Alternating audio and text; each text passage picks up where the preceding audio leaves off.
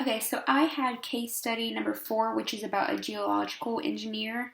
I'm going to be going through the slides with you. I'll tell you whenever I move on to each slide because I don't have them here beside me. So for the overview, I'm going to go over the case foundation, the ethical theory and the decision made, the professional code of ethics, the potential objections, and then my references. So next slide. For the first slide, we have the case foundation. A geological engineer investigates things that are part of or made to be part of the earth, things like railroads, mines, roads, building projects, and pipelines. Groundwater is another specialty for this type of engineer, and you'll see that in this case because this is what the primary issue is with the groundwater. So during the 1980s, an elementary school had to be evacuated because of a strong gas vapor present in their school. It was originally thought that the gas leak came from a nearby storage facility tank that had leaked into the groundwater, but there's also a possibility that it came from a nearby gas station. A consulting firm took a look at the situation and found no vapors in the nearby area, even though monitors showed that there were. This was an ongoing situation for about 16 months. So the kids had to be removed from their school and put into a new school. Next slide. This is just a continuation. So they had another consultant look into both situations and found that the storage tank was located 600 feet north of the school with a water table elevation of 8 feet higher than the one at the school. It was noted by the consultant that the groundwater was flowing down gradient from the storage tank, not the gas station, towards the school. This engineer was hired by the state to simulate groundwater movement to explain why they believe the gas leak came from the storage tank and not the gas station. Before conducting this test, he spoke to his colleagues and came to the conclusion that the leaking tank was most likely the source of the contamination. Next slide. So he did a model analysis and it showed that his theory was correct and that the leak had been ongoing for about 16 months, which was when the first monitor that detected it. And this is when the first consulting firm originally looked at it but said that they found nothing. Both reports from the state and the EPA concluded that the contamination was in fact from the storage tank. The owner of the tank took responsibility for the leak and they cleaned up around 20,000 gallons of gas that was sitting on top of the groundwater and paid to build a new school for those kids that had to be evacuated. So next slide. The ethical theory that I chose to use was deontological ethics. This is based on an ethical person following a certain set of rules, and that they do not deceive.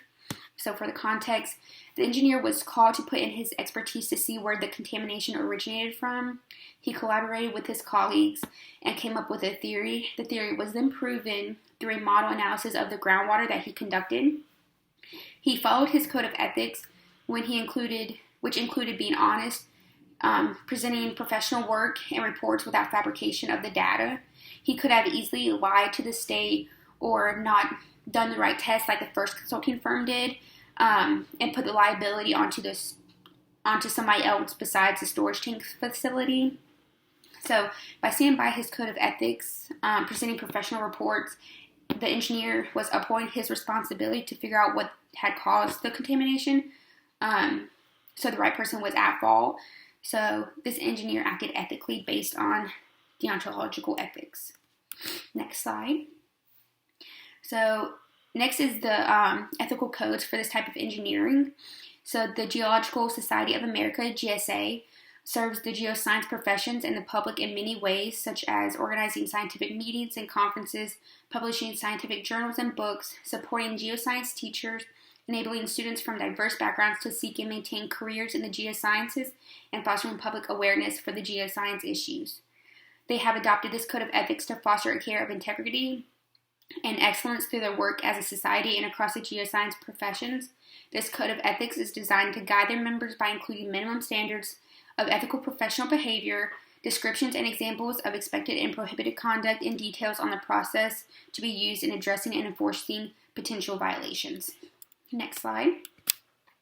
So here I have some examples of the code of ethics that they have to follow. So it's like being honest, acting responsibly and with integrity, and being accountable for your errors, presenting professional work and reports without falsification, not plagiarizing, continuing professional development and growth, encouraging a safe and diverse workplace,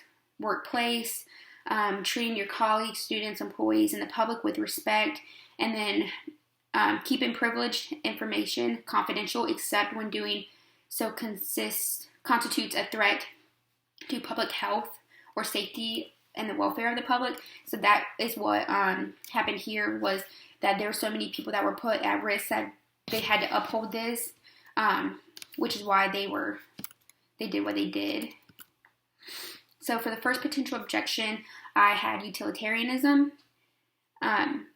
This is the greatest good for the greatest number. The consulting firm who originally looked at the situation found no signs of vapor in the area, even though the monitors showed that there were. When the engineer did his reports, he said that the leak had been ongoing for about 16 months, which is when the monitors first showed it. The consulting firm put over 400 children at risk because their results were flawed and that they ignored the monitors' levels of vapor. Therefore, the consulting firm acted unethically to allow the students to continue school there. The second potential objection, I used virtue of ethics. A person acts on the basis of ethics. The storage tank facility didn't know that it was their tank causing the issue. When the report showed it was their fault, they took full responsibility. They began cleanup and paid for having to move all the kids to another school. The facility knew it was their fault and took responsibility and were accountable for their actions and their errors. Therefore, the storage tank facility acted ethically on the basis of ethics. And then those are my references.